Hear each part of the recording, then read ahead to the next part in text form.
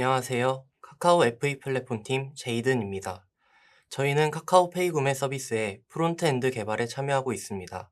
카카오페이 구매 서비스는 넥스트, 리덕스 4가 타입스크립트를 이용하여 개발되었는데 저희는 오늘 서비스를 개발하면서 겪었던 경험에 대해 공유해 드리려고 합니다.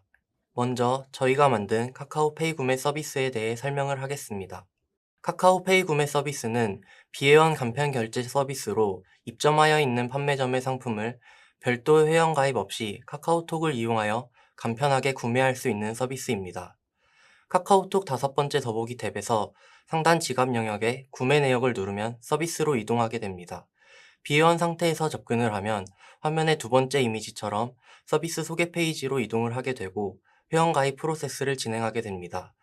회원인 상태에서 접근을 하면 화면의 3번째 이미지처럼 서비스 홈 화면으로 이동을 하여 서비스를 사용하실 수 있습니다. 다음으로는 카카오페이 구매 파트너 센터입니다. 카카오페이 구매를 통해 상품을 판매하려면 판매점은 파트너 센터에 입점을 해야 합니다. 파트너 센터에서는 판매 관리, 정상 관리, 고객 혜택 관리, 고객 관리 등 판매점에 필요한 기능들이 있으며 판매점의 상태를 확인할 수 있습니다. 다음으로는 저희가 사용한 Next.js에 대해 설명해 드리도록 하겠습니다.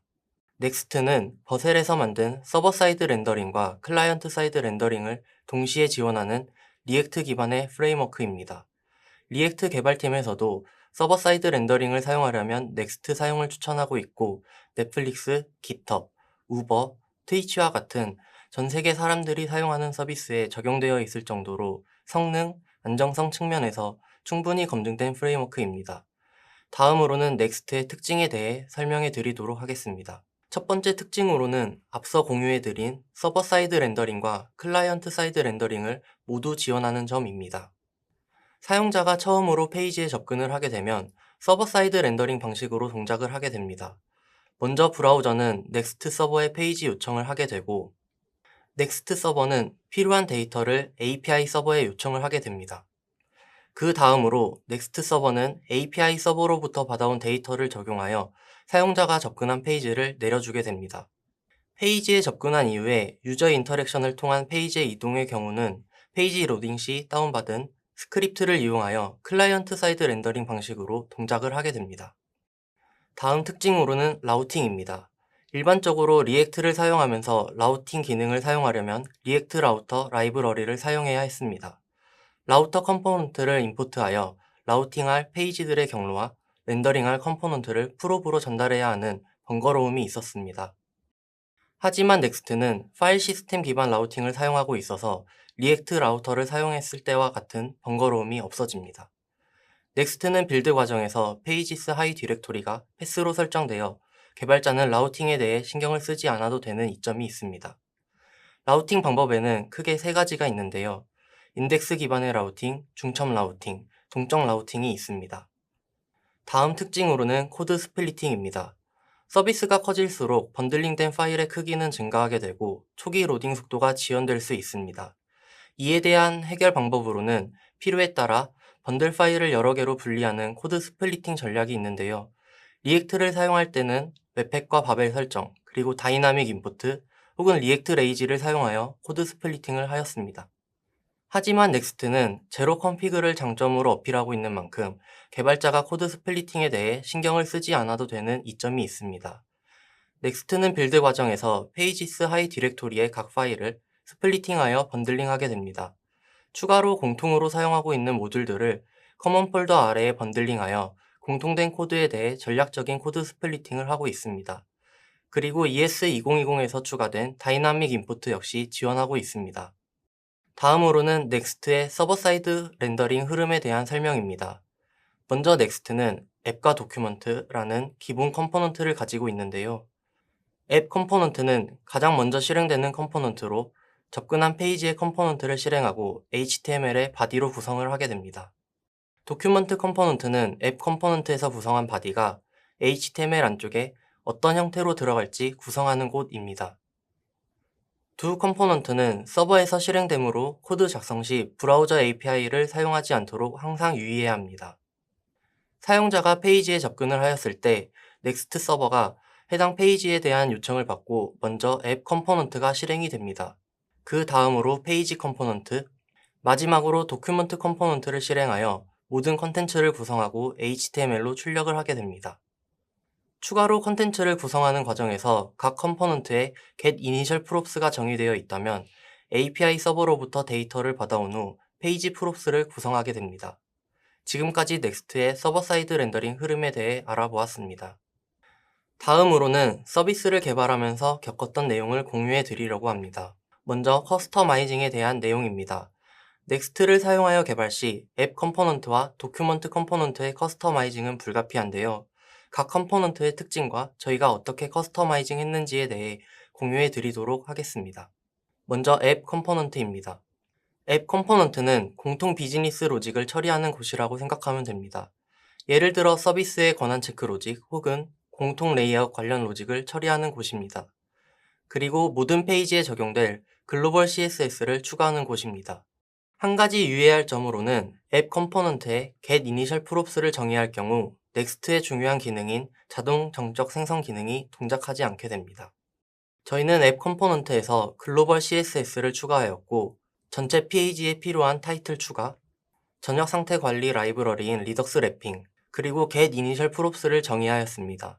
getInitialProps에서는 페이지 이동 시 열려있던 팝업을 닫는 것과 같은 레이아웃 상태 초기화를 하고 있고 마지막으로 권한 체크 및 유저 에이전트를 이용한 리다이렉트 처리를 하고 있습니다. 다음으로는 도큐먼트 컴포넌트입니다. 도큐먼트 컴포넌트는 공통적으로 적용할 마크업이라고 생각하면 됩니다. 도큐먼트 컴포넌트는 앱 컴포넌트 다음으로 실행되며 공통으로 사용할 메타 태그 혹은 바디 태그 안에 들어갈 내용을 작성할 때 사용합니다. 또한 서비스에 필요한 스크립트를 추가하는 곳입니다.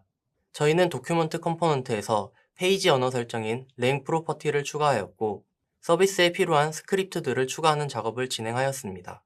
도큐먼트 컴포넌트의 주의사항으로는 렌더 함수는 꼭 HTML, 헤드, 메인, 넥스트 스크립트 컴포넌트를 리턴해줘야 하는 규칙이 있습니다. 그리고 넥스트 도큐먼트 모듈의 헤드 컴포넌트는 모든 페이지에 적용되는 컴포넌트로 주의해야 합니다.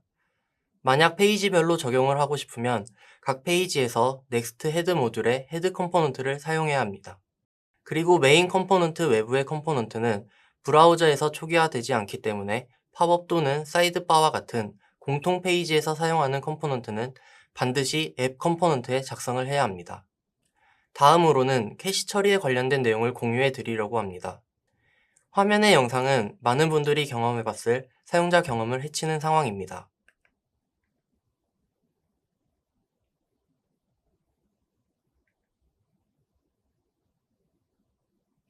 스크롤을 아래로 내린 후에 페이지 이동 후 뒤로 가기 시 기존 페이지의 스크롤이 유지가 되지 않는 상황인데요.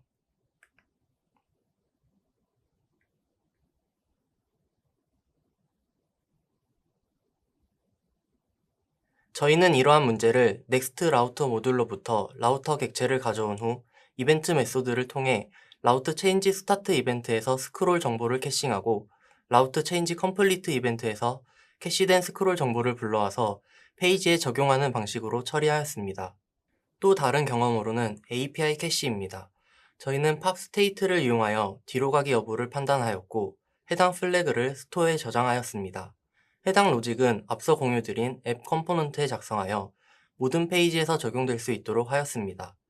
페이지 컴포넌트별로 정의한 getInitialProps에서 팝 셀렉터를 통해 스토어에 저장된 뒤로 가기 플래그를 가져온 후 액션을 디스패치할지 캐시된 데이터를 그대로 사용할지 여부를 판단하였습니다. 이번 발표는 여기까지입니다. 안녕하세요. 루피입니다. 저는 넥스트에서 제공하는 메소드, 그리고 라우팅을 사용해서 저희가 구현한 내용을 설명드리겠습니다. 이제 넥스트는 라우터 객체, 그리고 링크 컴포넌트를 제공해서 원활한 경로 변경을 지원합니다. 라우터 객체의 경우에는 푸시, 그리고 작성된 예와 같이 리플레이스를 사용해서 경로 전환이 가능하고 옵션으로 쉘로우 옵션을 사용할 수 있습니다. 그리고 링크 컴포넌트의 경우에는 쉘로우 프룹스를 사용할 수 있습니다. 이렇게 라우터 객체의 쉘로우 옵션, 그리고 링크 컴포넌트의 쉘로우 프룹스를 사용하는 경우에는 넥스트에서 제공하는 getInitialProps와 getServerSideProps와 같은 메소드가 호출되지 않고 현재의 상태값을 유지한 채 경로 전환이 가능합니다. 다음 영상들은 쉘로우 라우팅을 사용했을 때와 사용하지 않았을 때의 차이를 보여드리기 위한 영상인데, 왼쪽의 영상은 쉘로우 라우팅을 사용해서 자연스럽게 드로어가 열리고 닫히는 것을 보실 수 있습니다.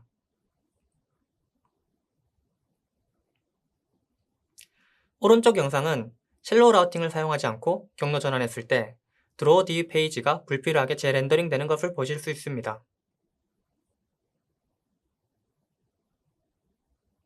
재렌더링 확인의 편의를 위해 영상 속도는 0.5배속으로 조절하였습니다. 앞서 영상에서 보셨듯이 쉘로우 라우팅을 사용해서 드로어가 열려있는지에 대한 정보를 쿼리에 담아 처리하고 있습니다. 추가로 이러한 쉘로우 라우팅을 사용해서 탭 전환을 구현했고, 그리고 검색 로직의 쉘로우 라우팅을 사용해서 현재 조회된 목록에 URL 처리를 하였습니다. 히스토리 API를 사용해서 쉘로우 라우팅처럼 처리가 가능하지만 넥스트를 사용함으로써 서버 사이드 렌더링과 쉘로우 라우팅 처리가 좀 더 쉽게 구현이 가능했습니다. 여기까지 저희가 넥스트 라우팅을 사용해서 구현한 내용입니다. 다음으로는 현재 넥스트 환경의 타입스크립트 포팅을 진행하고 있는데 해당 작업을 하면서 겪었던 경험을 짧게나마 공유해 드리고자 합니다.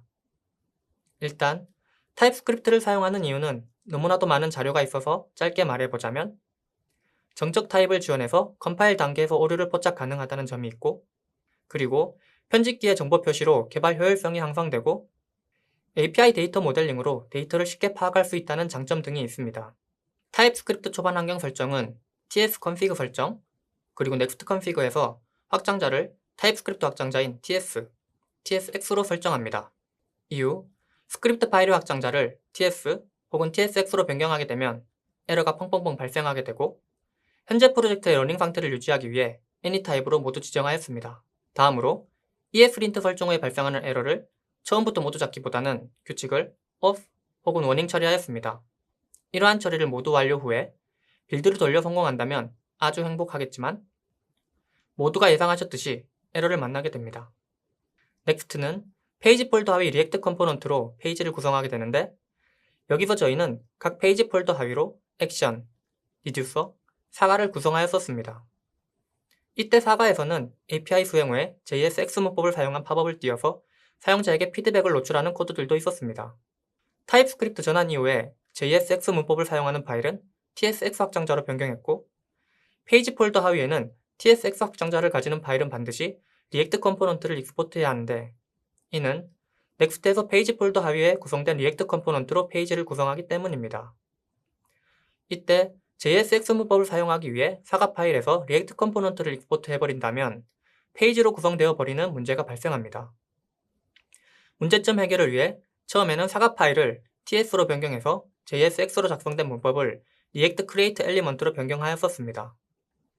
하지만 이후에 페이지 폴더에는 기본적으로 페이지만 존재하는 것이 옳다고 판단했고, 현재는 페이지 폴더와 별도로 스토어 폴더를 두어서 페이지와 동일한 트리 구조로 스토어를 배치하여 파일 구조를 개선했습니다. 페이지 폴더 하위에 페이지와 관련된 다른 코드들도 위치할 수는 있지만 명확하게 페이지에 해당하는 파일들로만 구성하여 구조를 잡는 것이 좋다고 생각합니다. 다음으로 보시는 화면은 타입스크립트를 포팅할 때 세웠던 포팅 전략입니다. 타입스크립트를 포팅하며 현재 서비스되고 있는 프로젝트 러닝에 문제가 없어야 되기 때문에 문제가 발생하더라도 최소한으로 문제를 대처하기 위해 점진적 도입을 했고, 해당 방법으로 나름 성공적으로 포팅을 한 것 같아서 간단하게 공유해 드립니다. 처음에는 컨피그부터 빌드 성공까지 환경 설정을 완료하는 것이 1차적 목표였습니다. 환경 설정을 하고 젠긴스 빌드 설정으로 타입 체크가 완료된 이후에 두 번째로는 API 모델의 타입 정의를 하였습니다. 세 번째로는 상태각 관리에 사용하고 있는 리덕스에 정의된 모델을 적용했고, 마지막으로 컴포넌트 내 타입을 정의하여 현재 대부분 타입 정의가 진행되었습니다. 마지막으로 앞으로 저희가 무엇을 할 예정인지 간단하게 공유해드리고 발표 마무리하겠습니다. 앞선 발표에서 get initial proofs에 대한 언급이 조금 의아하신 분들도 계셨을 텐데, 현재 넥스트에서는 get initial proofs를 사용하기보다는 get static proofs, get server side proofs 사용을 권장하고 있습니다. get initial proofs를 사용하는 경우에는 클라이언트와 서버에서 모두 동작하기 때문에 로직이 클라이언트와 서버로 나뉘어져 코드의 복잡도를 높일 수 있습니다. 그래서 넥스트는 정적 생성에서 사용하는 get static proofs와 서버 사이드에서 동작하는 get server side proofs 사용을 권장하고 있습니다. 처음 저희가 서비스를 개발할 당시 get initial proofs로 구현을 해서 현재는 get static proofs와 get server side proofs로 전환 중에 있습니다. 다음으로는 넥스트가 11 버전을 맞아 새로운 기능들이 추가되었는데 앞으로 넥스트 11 버전으로 버전업을 하여 새로운 기능들을 사용해 볼 예정입니다. 그 중에 넥스트 스크립트와 넥스트 이미지를 도입해 볼 예정인데요. 먼저 트래픽 혹은 웹데이터 수집을 위한 애널리틱스 그리고 광고 스크립트 등 별도 서드파트 스크립트를 배치하는 것에 어려움을 겪을 수도 있습니다. 하지만 넥스트 스크립트를 사용하면 페이지 인터랙티브 전 혹은 인터랙티브 이후 형태로 우선순위를 손쉽게 설정해서 로드 성능을 향상시킬 수 있습니다. 또한 온로드 콜백을 지정해서 스크립트 로드 이후 동작하는 콜백 정의도 간단하게 할 수 있습니다. 다음으로 이미지 개선에 도움을 주는 것으로 넥스트 이미지 컴포넌트를 사용해서 정적 이미지의 너비와 높이를 자동으로 설정해주는 기능, 그리고 플레이스홀더 속성에 블러를 설정하면 블러 처리된 이미지로 사용자 측면에서 로딩이 빨라진 것처럼 느끼도록 도움을 줄 수 있습니다. 여기까지 카카오페이 구매 서비스를 개발하며 저희가 겪은 경험입니다. 서버사이드 렌더링 혹은 저희가 앞서 설명한 기능을 구현하게 되신다면 넥스트 도입을 추천해 드립니다. 이번 발표는 여기까지입니다. 감사합니다.